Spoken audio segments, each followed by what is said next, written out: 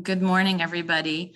In the interest of time and the first thing Wednesday morning, I wanted to start our presentation about the Austin Cultural Trust.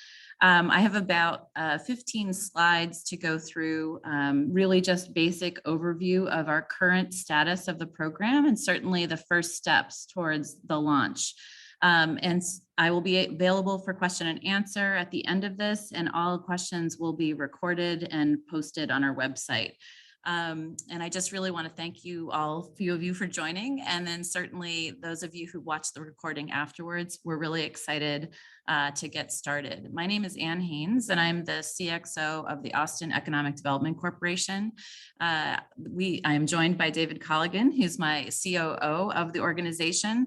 We are a startup local government corporation working on behalf of public benefit for development in Austin as a partner to the city of Austin.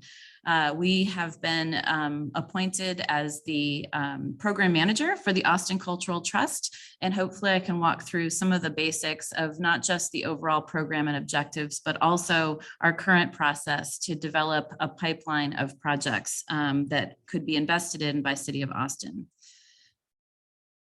So let's see. This should go to the next slide. And it's not, hold on.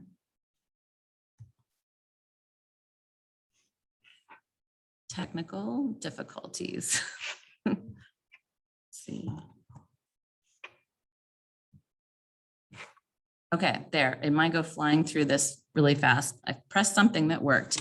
Austin Cultural Trust, we're starting the program. And most importantly, we are here to answer some questions today, and especially as the process unfolds, refine and formalize the messaging about the program to reach the broadest community of cultural arts and music in Austin. In 2018, the city resolved to support a community arts stabilization trust, which is the Austin Cultural Trust, and is intended to, through purchase and long-term lease, provide affordable spaces for artists, arts organizations, preserving historic and iconic buildings, and spaces for creative and cultural uses. And then in 2020, the city identified the ADC as a program manager to help support the acquisition and preservation of cultural spaces. The program priorities are actually pretty straightforward, really facilitating the acquisition and preservation of existing cultural arts venues, as well as the creation of new cultural arts and music venues. These are intended to be affordable and available to use by organizations in the public benefit. Achieving diversity, equity, inclusion in each of these projects and supporting each of these organizations, and especially by addressing past inequities experienced by underserved, underrepresented, and marginalized individuals and groups. Providing permanent affordability in the cultural trust investments is critical. And then ultimately creating through this process a sustainable pipeline of projects as funding becomes available. And I'll go through the funding available currently in this round and the desire to grow that pot. Really, we want to think about this not just as a series of projects, but a pipeline, as I mentioned, a longer list of space needs to create permanent affordability and inclusivity in the Austin arts, culture, and music scene. But also this represents a portfolio of opportunities and a portfolio of organizations that are critical to the Austin scene. But most importantly, I think the place that these organizations and these spaces are located, so that these are catalysts for additional growth and inclusivity in the city. The process with a request for proposal right now is meant to be a pipeline accelerator. We're really looking right now to launch this as a registration process. We're next 3 weeks trying to get as many people as we can to know about the program and be in the loop as the program unfolds. We anticipate the online application and the RFP document available in early November. The timeline that I will go through has both short and longer timeframes for organizations that are in very different stages of development of bricks and mortar projects. We are also trying to use this process to advance projects. So where organizations are in their desire for space and trying to advance those to a point of I would call it shovel ready, but trying to align resources and other technical advisory to be able to help folks with their projects, as well as develop a larger pool of funds in the near future. I think the data that will come from this request for proposals process will be critical for demonstrating the needs and demonstrating the types of needs that organizations face in light of the increasing cost of operations and cost of living in Austin. At this very moment, there are 3 funding streams that have been identified by the city of Austin for these investments. There's a $12 million creative facilities bond that I believe that was 2018 that really is meant to support preservation, restoration, acquisition, and construction of projects. And they're like every type of money stream, there are some strings attached to each one of them, and I'll go through the types of eligible projects as we know right now. The additional 2.4 million and 2.5 million, which are just 2 different lines on a budget, but ultimately meant to support iconic venue fund or iconic venues. These different funds line themselves up with the ways that we are looking for projects in this round. We certainly want to hear from all organizations during this process to understand how they may or may not fit within these very sort of specific project goals, but certainly the monies that we have available right now, we are anticipating projects in sort of 2 categories. One is existing operator venue acquisition. These are existing venues that are currently operating with a primary organization and that ultimately face the threat of potential loss of that facility due to increasing rent and or other real estate capacity situations that make it very difficult for those organizations to continue in those places. Certainly, these are part of a type of project that would include, because of the funding source of the Iconic Venue Fund, organizations that and venues that are on the tourist map or on the sort of iconic venues that have been a part of the fabric of Austin for a long time. In this process, given the funds we have available, we hope to support 1 to 2 venues. And certainly that is not as many as we probably have on a list of projects to invest in, but the point of the process is to really identify the breadth of these venues that we should be advancing. The other category is new shared space venue, and this is a little bit more complicated. It is backed up by the creative facilities bond funding, and this is meant to look at supporting 4 to 6 organizations sharing 1 to 2 AEDC managed spaces that would be city owned. This is meant based on the resolution and the bond issuance documents, and is certainly something that we're going to be spending a little bit of time during this process, trying to align spaces to organizations and organizations to each other. And so most importantly, this will line up with organizations that are either looking for space or have an idea for space that they would anticipate would be a great investment for the city, but it would possibly provide spaces for a variety of organizations. We're really starting now, but this process will be all about building momentum. This is essentially a diagram that hopes to line up the overall objectives of the schedule of this program. Right now, we're in the period of registration open, which is the blue arrow. But as people register and once the RFP becomes available, they will be sent an online application form and the RFP document, which will be the application open period, which is the green bar. We anticipate a final deadline of March 31st, but we have an interim deadline of December 17th that I'll walk through in a minute. And the reason for these deadlines are that as people have been talking about this fund for many years, there are a few projects that have advanced and have been anticipating the opening of this process. We would like to get into the process of doing the due diligence and feasibility required to really advance the project to the point of potential investment. So we are open to receiving a kind of an early decision application as early as December 17th. And we're going to ask all projects in the pipeline to sort of submit a draft update on where they are. This will go into kind of a needs assessment that will help us in the future process between December and March to help create some of these matchmaking and alignments between spaces and organizations.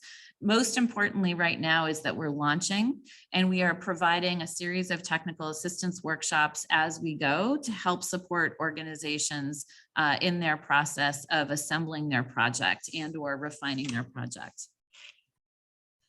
The first deadline is December 17th. We are asking, actually, that is also the final date for registration for the program. So any organization between now and December 17th can register to be a part of the program.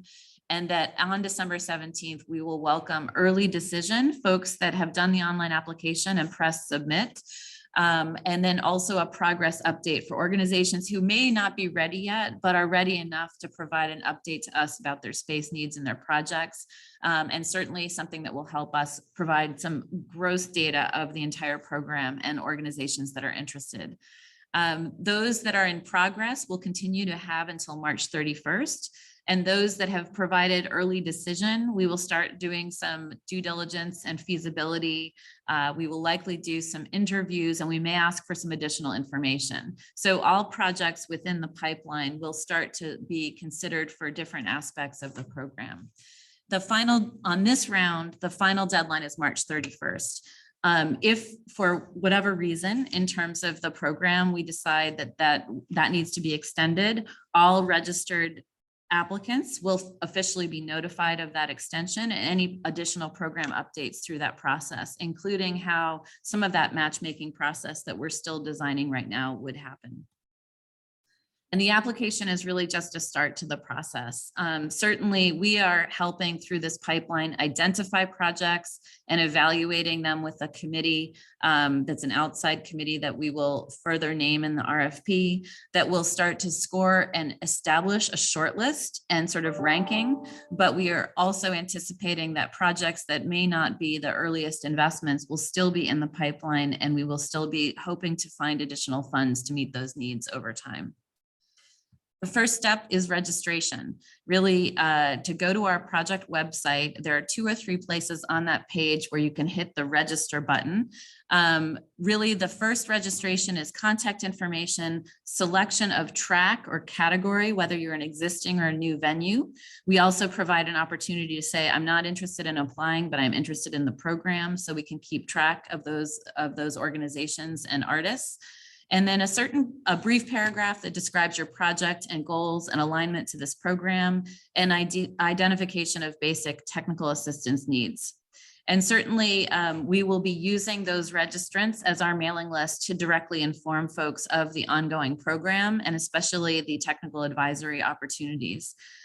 We certainly would like the breadth of projects to participate in this program, recognizing that we do not have funds to be able to support all projects. But the most important thing, I think, having run a few programs like this in the past, it is really important to have the breadth of needs clearly identified to help raise or identify needs for funds to complete projects. This is the preliminary layout of the work sessions.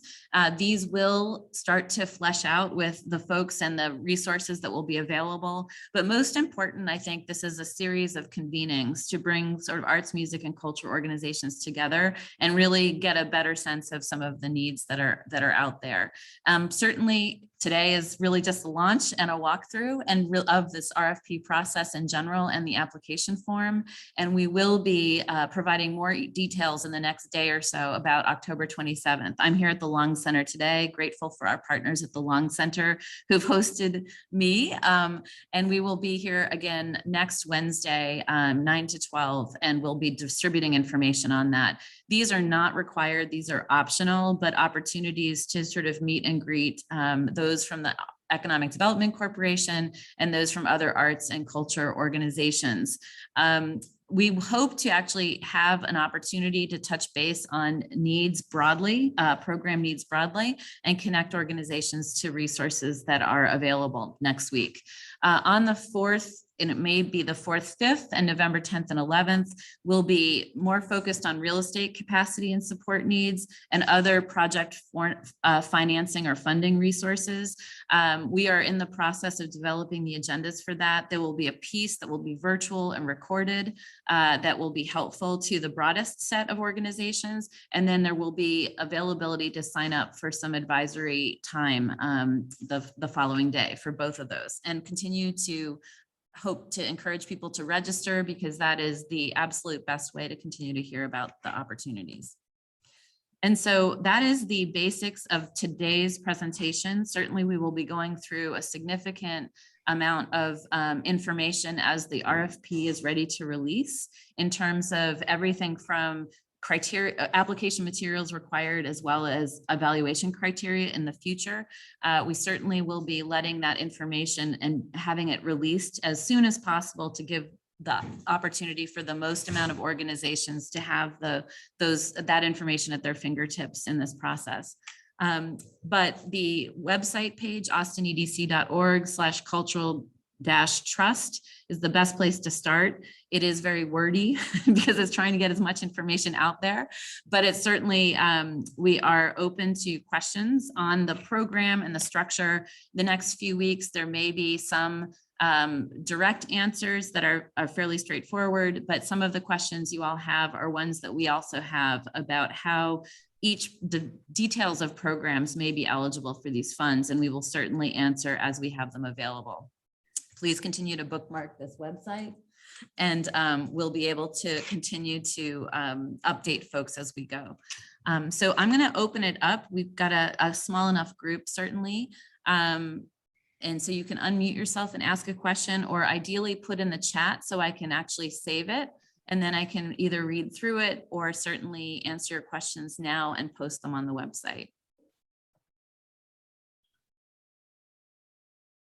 Hi, Anne. Good morning. Good morning. I can try and type this in the chat in a minute after I ask it, but it's wordy, my question. No, that's okay. So I'm hearing the word cultural a lot, and I'm hearing the word organization a lot. I didn't hear a single mention of the word nonprofit. And I know that, like, so for me, that's just, it's a little squishy. And I for transparency, I'm wondering if you can speak to the nonprofit for-profit kind of push-pull that's happened in Austin over the recent years. We've seen more than one attempt to kind of, I'm thinking of, for example, the hotel tax, that there was traditionally a large pot that was designated to nonprofit arts organizations. And there have been more than one attempt to kind of eat into that for some of the for-profit venue, like, you know, like a bar that might have a stage, something like that. And that was prior to the pandemic. It's been going on for a long time. I'm wondering, can you speak to that in terms of the cultural trust and how you see that playing out with your group?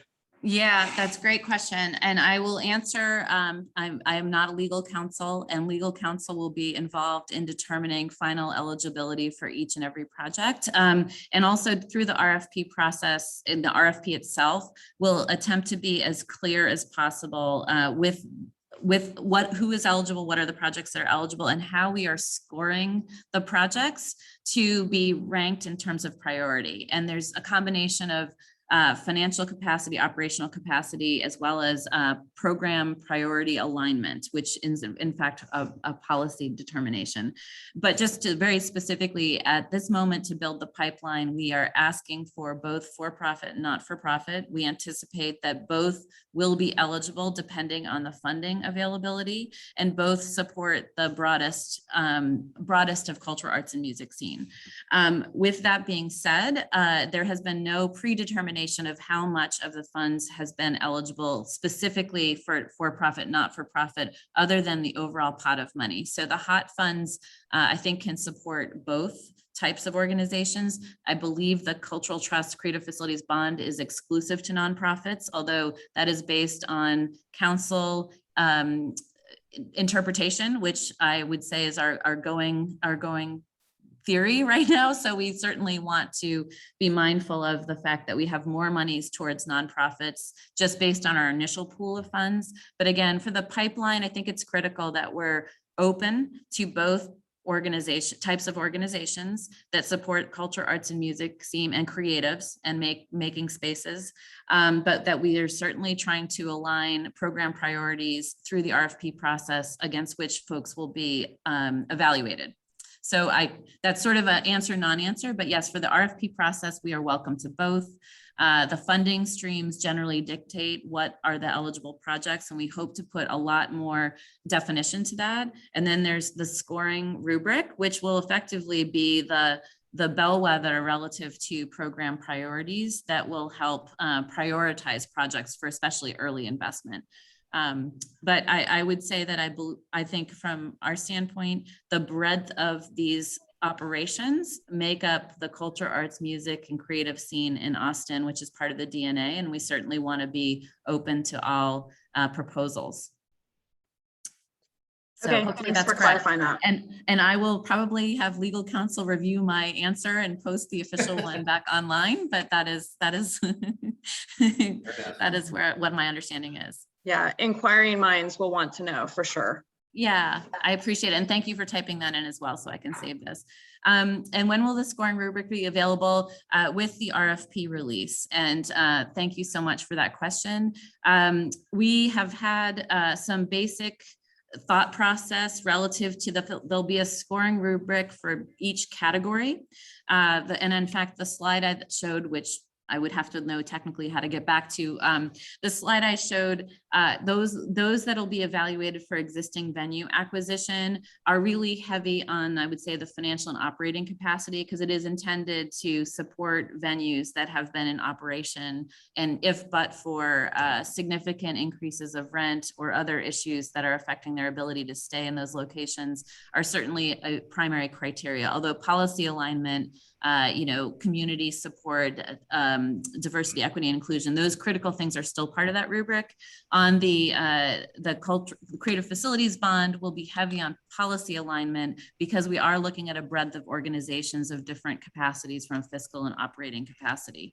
And so the scoring rubric will be specific to those two funding sources and categories. By the time we actually get into the evaluation, if there's additional funding available or additional types of projects that have been identified, there may be I would call it an amendment to the RFP that provides that as well. But intentionally at the RFP release, there will be clear scoring rubrics that will be available as part of the application process. So as you do the applications, you will know how you will be evaluated.